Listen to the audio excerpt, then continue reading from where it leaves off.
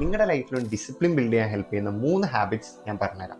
First one, set A fixed time block. ഇന്നും നിങ്ങൾക്ക് ചെയ്യേണ്ടതായിട്ടുള്ള studies, task, habits ഇതെല്ലാം ഇന്നും ഒരേ സമയത്ത് തന്നെ ചെയ്യാം. നിങ്ങളൊരു സ്റ്റുഡൻ്റ് ആണെങ്കിൽ നിങ്ങൾ 7 PM to 9 PM വരെയാണ് പഠിക്കുന്നതെങ്കിൽ നിങ്ങൾ ഡെയിലി ആ സമയത്ത് തന്നെ പഠിക്കാനായിട്ട് യൂസ് ചെയ്യുക. Second one, start with 5-minute rule.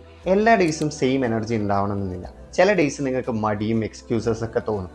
അങ്ങനെയുള്ള ദിവസങ്ങളിൽ നിങ്ങൾ ജസ്റ്റ് 5 minutes മാത്രം ചെയ്യാമെന്നൊരു മെൻറ്റാലിറ്റിയിൽ സ്റ്റാർട്ട് ചെയ്താൽ നിങ്ങൾ ഓട്ടോമാറ്റിക്കലി അത് 5 minutes മുകളിൽ കണ്ടിന്യൂ ചെയ്യും.